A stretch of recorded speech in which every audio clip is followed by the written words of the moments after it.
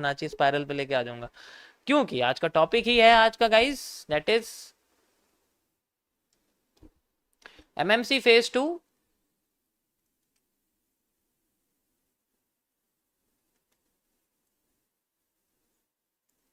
और आज का टॉपिक है आपके सामने रेंज एनालिसिस का, यानी कि डेट एंड टाइम एनालिसिस जिसको हम करते हैं, ठीक है, रेंज एनालिसिस। इसके अंदर मैं आपको बताने वाला हूं आज वो कॉन्सेप्ट जिसके जरिए हमें साइकिल्स के बारे में पता लगेगा और बॉक्सेस के बारे में, कि साइकिल्स और बॉक्सेस किस तरीके से, ठीक है। क्या हो गया भाई, धोखा खा लिया, किसने खा दिया तुम्हें धोखा, क्या हो गया? हम लोग इसके लिए ट्रेडिंग व्यू का एक स्पेशल टूल यूज करने वाले हैं जिसको हम लोग fib cycle, fib spiral, Gann boxes और साथ में पिच फॉक का यूज करने वाले हैं, यानी कि कांटे की चम्मचें। कांटे की चम्मचें। ओके, क्या कह रहे हो?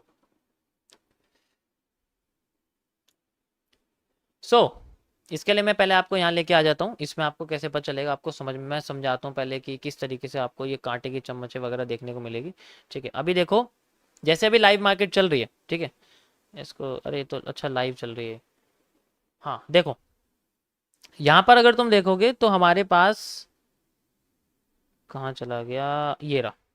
यहाँ पर हमारे पास एक फिप्स, एक सर्कल्स करके, स्पाइरल करके और साइकिल्स करके भी है। साइकिल्स इसमें नहीं है, वो ऊपर वाले में दिखा रहा है, देखो यहाँ पर दिखा रहा है, वो इसमें, इसमें दिखा रहा है साइकिल लाइंस। चलो मैं तुम्हें बाद में दिखाऊँ, पहले स्पाइरल्स दिखा देता हूँ।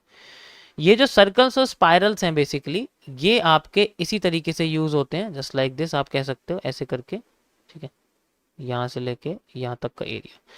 ये रेंज एनालिसिस होता है, यानी कि मार्केट में किस टाइम, कब तक मार्केट में कंसोलिडेशन आया और फिर फ्यूचर में उसके बाद मार्केट कैसा अपने आप को स्ट्रक्चर क्रिएट कर सकती है, सेम रिपीटेशन होता है वो उस चीज का।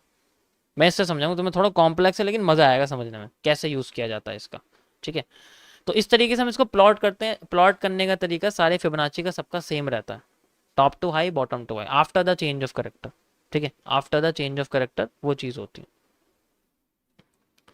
ओके, चलो मैं तुम्हें लेके चलता हूँ यहाँ, चक्कर आ रहे हैं? ओके, कोई बात नहीं, अभी तो शुरुआत है, अभी तो रेंज एनालिसिस का सेकंड टॉपिक है, अभी तो बहुत सारी चीजें आएंगी। चलो, तुमने सिर्फ ट्रेडिंग की दुनिया देखी, अभी तुमने एनालिसिस की दुनिया नहीं देखी कैसी होती है। जिस दिन तुम किसी इंस्टीट्यूशन के लिमिट ऑर्डर का चार्ट देख लोगे ना कैसा, दिमाग घूम जाएगा। दिमाग घूम जाएगा, दिमाग। यो, चलो देखो, पहले मैं आपको समझाने वाला हूं यहाँ पर फिबोनाची स्पाइरल के कॉन्सेप्ट से। It is use for the range analysis. Same होता क्या है कि जब मार्केट में एक डाउन ट्रेंड क्रिएट होता है आफ्टर ए ब्रेकआउट, ठीक है, ये मार्केट का एक ब्रेकडाउन है, ठीक है, इस तरीके से आप देख सकते हो।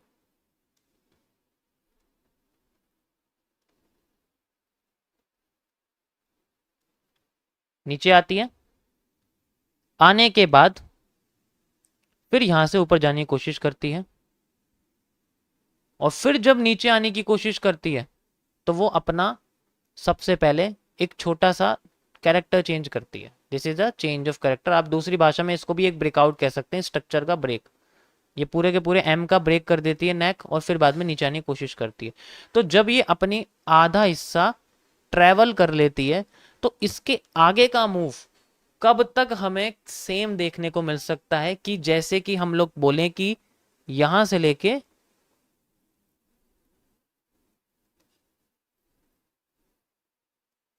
ये जो मूव था, हमें प्रिडिक्ट करना है कि इस टाइम पे जितना टाइम इस मूव को लगा है वो ही टाइम हमारे को अब इस मूव में लगना चाहिए, यानी कि अगला जो मूव है उसको इतना ही टाइम लगना चाहिए जितना यहाँ पर लगा था। एक छोटा सा एरिया मेजर किया जाता है, पूरा ट्रेंड नहीं लिया जाता इससे। जैसे कि स्कैल्पिंग की जाती है, अगर मार्केट 200 पॉइंट नीचे गिर गई तो उसमें सिर्फ 40 पॉइंट निकालेंगे। तो 40 पॉइंट जो होते हैं वो इस तरीके से कि यहाँ पर जो 40 पॉइंट है वो इस जगह पे बनने चाहिए with in A same period of time.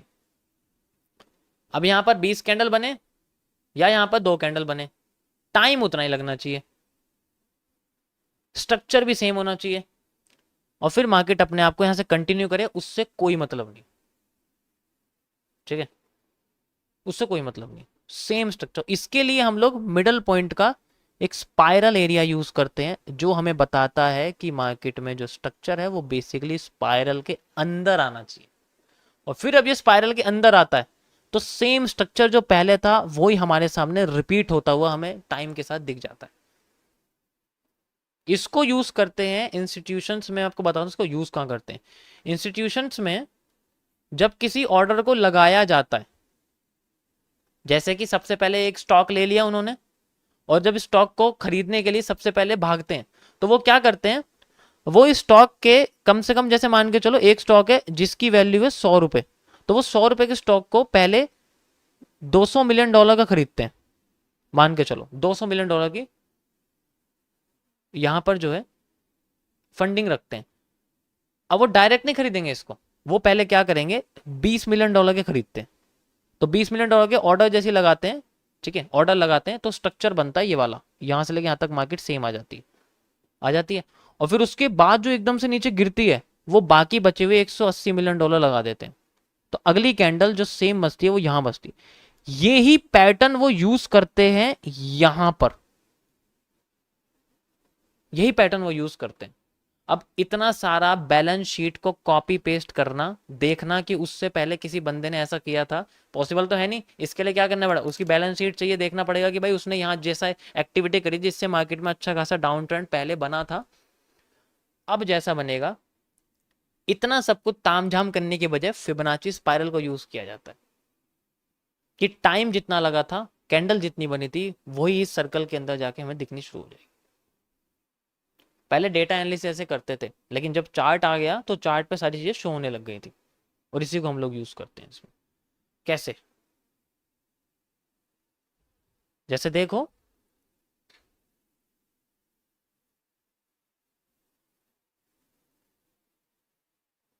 अब ये हिस्सा है, ठीक है, यहाँ पर, अरे यार इसको लॉक करना पड़ेगा वरना हिलता रहता है, रुक जाओ, अब हो गया, अब नहीं हिलेगा। यहाँ पर चक्कर आ जाएंगे आधे लोग। देखो सिंपल में तुम समझाओ, ज्यादा कॉम्प्लेक्स मत समझो, सिंपल से समझो। क्या होता है रेंज एनालिसिस, भाई देखो रेंज एनालिसिस में ऐसा ही होता है, इसको और कोई सोल्यूशन नहीं, रेंज एनालिसिस में ऐसा ही होता है। बहुत कॉम्प्लेक्स सिस्टम है लेकिन ऐसा कुछ नहीं।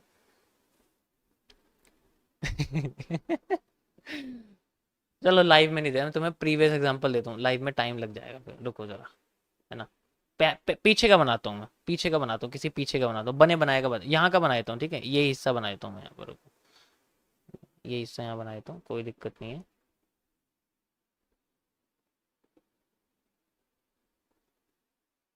ये रहा, अरे यार फिर हिल गया। ओके, थोड़ा सा हल्का कर देता हूँ मैं इसको, रुको 1 मिनट, हल्का हल्का कर दो।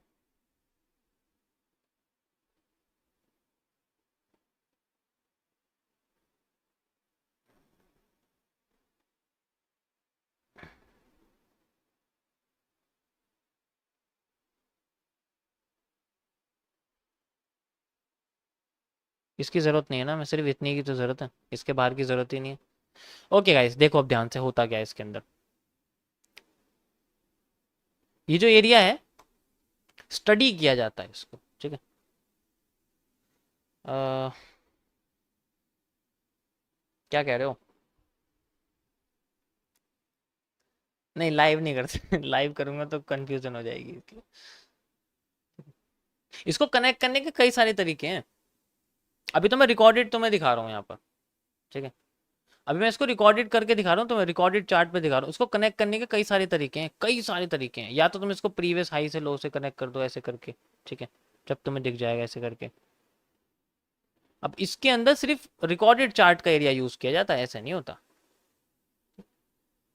अब इसमें कॉन्सिक्वेंसेस देखो किस तरीके से क्रिएट हो रहे हैं। स्ट्रक्चर्स देखो कैसे होते हैं, कितना टाइम लगा किसको, यहां से लेके यहां तक का एरिया है। इसी ब्लू रीजन में देखो यहां पर ये एरिया, ठीक है, मैच कर रहे हैं। एम देखो, सिर्फ एम देखो।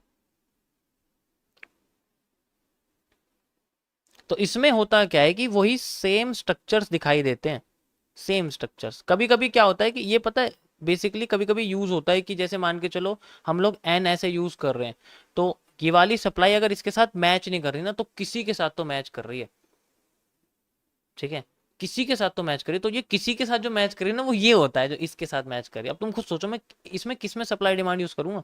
अगर मान लो मैं ये वाला एन यूज कर रहा हूँ, इसके हिसाब से डिमांड भाई ज्यादा आ गई है, क्यों आ रही है ज्यादा, किसी के साथ तो मैच कर रही है, तो फिर मुझे ये ब्लू रीजन देखना पड़ेगा।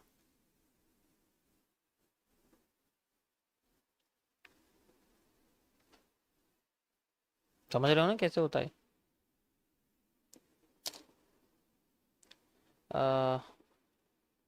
यस यस यस, इसके बहुत सारे तरीके हैं कनेक्ट करने के, तुम एक तरीके से इसको कनेक्ट नहीं कर सकते। स्ट्रक्चर्स के साथ ये अपने आप को डेवलप करता है। जैसे मान के चलो अभी लाइव मार्केट चल रही है, मैं पता नहीं लाइव मार्केट कैसे चल रही है, तो मैं सिंपली इस तरीके से यूज़ कर रहे हैं, ठीक है, ऐसे करके हाई लो हमने इसका यूज़ कर दिया, ठीक है, ऐसे करके स्ट्रक्चर मैपिंग इसको यूज़ कर दिया, लाइव मार्केट में चल रहा है, तब इसको कैसे यूज़ करेंगे। समझ नहीं आया।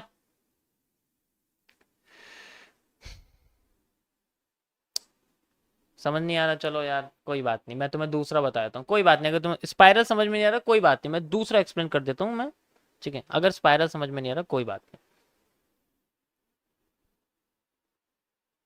मैं तुम्हें स्पाइरल की जगह कोई और से एक्सप्लेन कर देता हूँ, ठीक है, अगर वह समझ में नहीं आ रहा।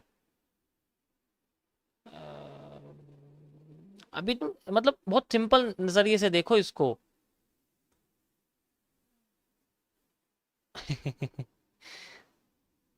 सिंपल नजरिए से देखोगे ना तो समझ में आ जाएगा।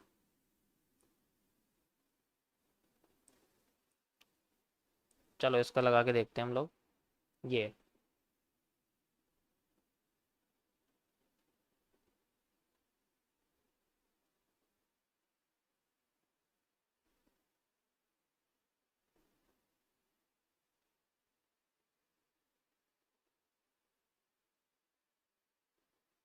ये भी उसी की तरह है, बस ये आधा हो गया, सेम।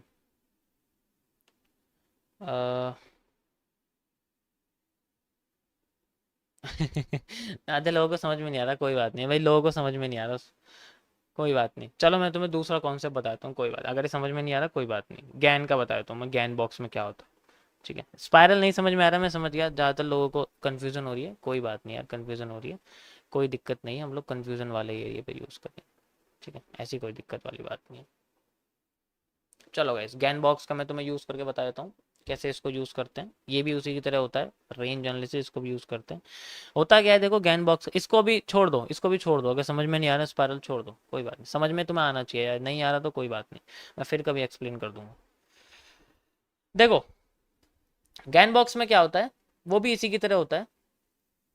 इसके अंदर हम लोग क्या करते हैं, एक बॉक्स होता है जो मार्केट में रेंज हमें बताता है मार्केट की किस तरीके से क्रिएट हो रही है, वो कुछ इसके अंदर भी लेवल्स होते हैं, सेम फिबोनाची ऐसे लेवल्स होते हैं, और इसमें दोनों साइड लेवल होते हैं, ऊपर भी होते हैं नीचे भी होते हैं, ठीक है। तो इसमें क्या करते हैं हम लोग, ट्रेंड का जो लो होता है और उसका जो हाई होता है उसके सेंटर पार्ट से कनेक्ट करते हैं, सेंटर पार्ट जो होता है ना उससे कनेक्ट करते हैं, यहाँ से 0.5 लेवल से कनेक्ट करते हैं। इससे आगे की मार्केट दिख जाती है, इससे पीछे की मार्केट बनी हुई होती है, आगे की मार्केट जितनी तरीके चलती है वो बन जाती है, ठीक है। लगा के दिखाता हूँ मैं तुम्हें, ज़्यादा मुश्किल नहीं है, देखो मैंने तुम्हें लगा के दिखाया हुआ यहाँ पर, ये मैंने 50% एरिया से यहाँ कनेक्ट कर रखा है, देख सकते हो। इसके बाद का एरिया फिर हमारे सामने जो अगला बनता है वो मैं कॉपी पेस्ट होता हुआ दिखते, कितना टाइम लगा कितना टाइम नहीं लगा, वो सारा एरिया इसके अंदर हमें दिख जाता है, ठीक। यस यस बिल्कुल, दोनों साइड में सेम काम करता है ये। अगर तुम टॉप से बॉटम का ले रहे हो तो जैसे ट्रेंड ऊपर की साइड बन गया, तो सेम वही फिबोनाची की तरह उसको यूज़ करते हैं, टॉप बॉटम से टॉप तक कनेक्ट कर देते हैं, लेकिन 50% रीजन इसका कनेक्ट करते हैं बस, 50% रीजन इसका कनेक्ट करते हैं, ठीक है। कि पॉसिबिलिटी ये होती है कि भाई मार्केट ने यहां से लेके यहां तक का मूव अपना जितने टाइम में कवर करा है, मार्केट अपने आप को इतना मूव कवर करनी चाहिए, अगर वो कम कवर करती है तो इसका मतलब या तो वो अपने आप को रिवर्स करने की कोशिश कर रही है या वो अपने आप को और भी ज्यादा नीचे लाने की कोशिश कर रही है। अब इस गैन बॉक्स में फर्क ये है कि इसमें दोनों साइड लेवल्स होते हैं, इसमें नीचे भी होते हैं, इसमें ऊपर भी होते हैं। तो इसमें जो एक्यूरेसी होती है वो नॉर्मल फिब एक्सटेंशन या फिब रिट्रेसमेंट से ज्यादा होती है। जो नॉर्मल फिब रिट्रेसमेंट यूज करते हैं ना, उससे भी ज्यादा एक्यूरेसी होती है इसके अंदर, उससे भी ज्यादा एक्यूरेसी इसके अंदर होती है। क्योंकि ये एक तो देखो, एक तो ये टाइम के साथ स्ट्रक्चर के बारे में बताता है कि स्ट्रक्चर कहाँ कैसे बन रहे हैं, दूसरा ये तुम्हें रिट्रेसमेंट लेवल्स के बारे में बताता है। यहां पर भी लेवल्स हैं देखो, है ना, इसमें यहां पर भी लेवल्स हैं, ये रे। तो दोनों साइड इसमें लेवल्स में बहुत ज्यादा अच्छी एक्यूरेसी इसके अंदर निकल के आ जाती है। ये रे, दोनों साइड इसके अंदर आपको लेवल्स दिखेंगे। देखो ये सब चीजें ना बस ट्रेंड को फॉलो करने के लिए किया जाता है। जैसे हमने कोई ट्रेड लगा दी, अब उसको फॉलो अगर हमें करना है ना, तो ये चीज यूज करते हैं। ये ट्रेड के लिए यूज नहीं की जाती है, ट्रेड के लिए यूज नहीं कर सकते हम इसको, सिर्फ हम लोग फॉलो करने के लिए यूज करते हैं। जैसे जब ये नीचे गिर रहा है तो हम लोग इसको ऐसे यूज करेंगे, जब ये उठ रहा है तो हम इसको ऐसे यूज करेंगे, साइडवेज हो रहा है तो हम इसको ऐसे यूज करेंगे। तीनों साइड से इसको यूज किया जा सकता है, एक्यूमुलेशन के टाइम पे भी, मैनिपुलेशन के टाइम पे भी, डिस्ट्रीब्यूशन के टाइम पे भी। बिल्कुल एनालिसिस के लिए इसको यूज किया जाता है कि अगर हमारी ट्रेड लग गई है तो हम उसको कैसे फॉलो करेंगे आगे टाइम तक, आगे टाइम तक वो किस जगह से हमें अलग स्ट्रक्चर दे सकती है, यानी कि यहाँ कोई अलग तरीके का ट्रेडर बैठा हुआ है जो मार्केट को, हमारे पोजीशन को रिवर्स कर सकता है। Got it? सिंपल है, ज्यादा सोचने की जरूरत नहीं है। मैं तुम्हें दोबारा से इसको लगा के दिखाता हूं, यहां तुम्हें बेस्ट दिखेगा। ये देखो, ये हाई है, ये लो है, लो से हाई के 50% रीजन तक मैंने इसको लगा लिया एंड यू कैन सी, देखो बेस्ट एकदम 50% के बाद तक का मूव इसने दे दिया हमें, कहां तक, हमारे ओवरसोल्ड वाले एरिया तक।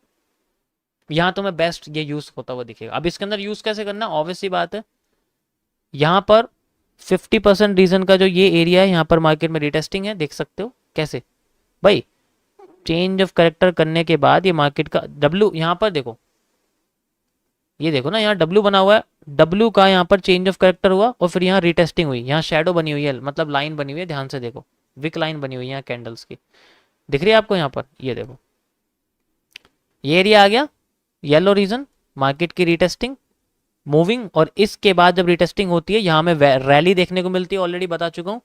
रैली के बाद फिर मार्केट में यहाँ पर आ गई एंड देन फिर यहाँ से मार्केट में चेंज ऑफ करेक्टर हुआ ये रहा, और फिर अपने आप को रैली करती हुई आई, देखो यहाँ कोई रिटेस्टिंग नहीं मिली हमें, जबकि मिलनी चाहिए थी इस जगह रिटेस्टिंग, कोई रिटेस्टिंग नहीं है, कोई बात नहीं, डायरेक्ट नीचे आइए। और हमने देखा कि मार्केट ने जिस स्पीड से अपने आप को ऊपर लाई थी after the change of character, उसी स्पीड के साथ अपने आप को नीचे लाइए after the change of character, और ये दोनों रीजन एक सेम एरिया में आते हैं हमारे साथ। समझ आया? तो ये सेम जो स्पीड है, जितना टाइम इस रीजन में लगा था उतना ही टाइम इस रीजन में लगा है मार्केट को, उतना ही पोजीशन को कवर करने के लिए। रेंज को इस तरीके से कैलकुलेट किया जाता है। नीचे टाइम देखो, ये टाइम देख रहे हो, यहां से लेके यहां तक टाइम देखो, ये यहां से लेके यहां तक टाइम देखो, टाइम दिखेगा तुम। ये बस टाइम को कैलकुलेट करने के लिए होता है कि भाई मैं तो हूं बहुत ज्यादा बेसब्र इंसान, मेरा प्रॉफिट पिछले टाइम में 50 मिनट में हुआ था, तो अगला ट्रेंड अगर मेरे पास है तो वो भी 50 मिनट में होना चाहिए। इसका मतलब ये है, तो मुझे एरिया भी यूज करना है,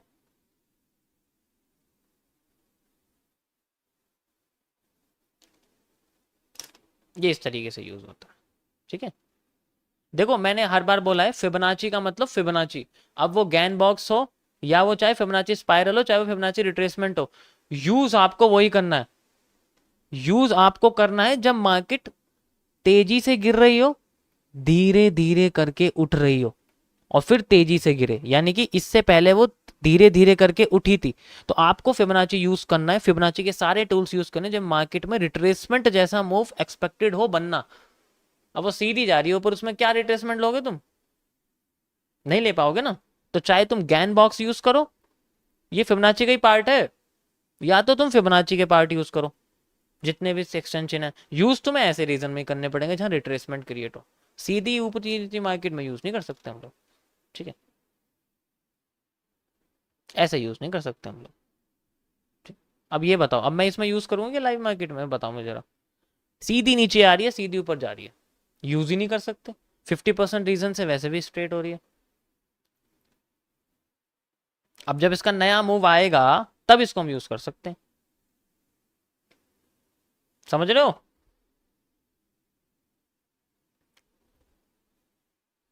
कोई और सी मार्केट देखते हैं। गोल्ड देख लेते हैं। गोल्ड में भी रिट्रेसमेंट नहीं, गोल्ड में ऐसा कुछ नहीं है। यहाँ पर ओके, इसको यूज करते हैं।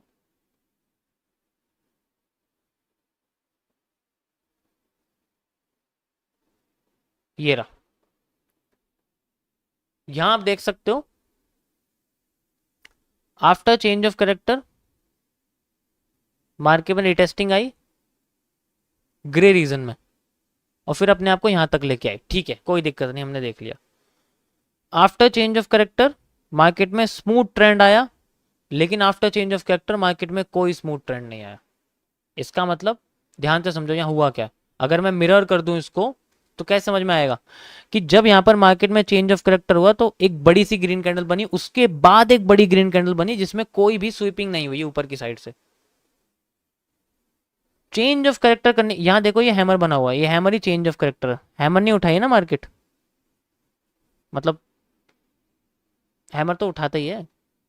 चेंज ऑफ कैरेक्टर समझ लो तुम इसको अभी फिलहाल के लिए, मॉर्निंग स्टार के साथ। यहां से मार्केट को डायरेक्ट गिरना चाहिए, गिरी, अगली कैंडल में लिक्विडिटी स्वीप कर दी, बस इसका मतलब ट्रेंड हो गया खत्म यहां पर। और इस रीजन में मार्केट ने अपने आप को एक अप साइड की रिटेस्टिंग दोबारा दी, ये रहे 50% जोन से रिवर्स करा, और फिर बाद में मार्केट को उठाना शुरू कर दिया। और ये कोई कोइंसिडेंस नहीं है, दिस इज द टाइम। ये टाइम वो ही है, ये वही एरिया है जो मार्केट में पहले भी आया था, और उस जगह मार्केट ने एक हैमर क्रिएट करा था। आपको बस वो कैंडलस्टिक पैटर्न को देखना है, वो कहां से कहां बन रहे हैं, किस रीजन में बन रहे हैं। अब मान लो, क्या ये हैमर यहां बन सकता था? अगर ये यहां बनता तो हमें यहां देखने को मिलता, अगर ये हैमर यहां बनता तो हमें यहां देखने को मिलता। बिल्कुल एफवीजी आप इसको बोल सकते हो, बिल्कुल सही बोला आप, एफवीजी भी इसको यूज करके बोल सकते हो। ठीक है, तो ये गैन बॉक्स, अब तुम्हें पता है, अब तुम खुद सोचो, जब ये हैमर यहां बना है इसका मतलब यहां बना हुआ है, एक्सपेक्टेशन है, और लिक्विडिटी स्वीप यहां हो गई, फेल करा, देन अगेन इसी रीजन में 50% जोन से reverse, and then repeating of structure with the same area and same range. अगर मैं 50% यूज कर रहा हूं तो इसका मतलब है मिरर जो इधर था वो इधर, इसका मतलब ये है, मिरर मार्केट कॉन्सेप्ट का मतलब ही यही है।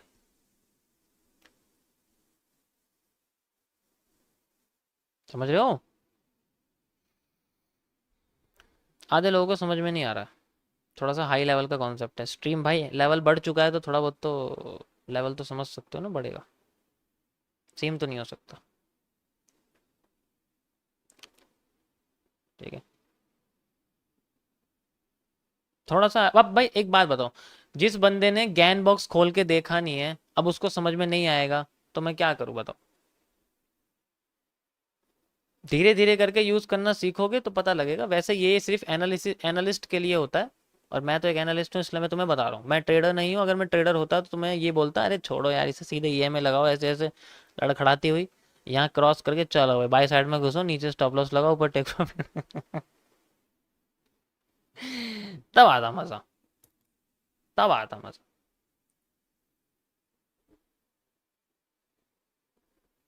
ठीक है।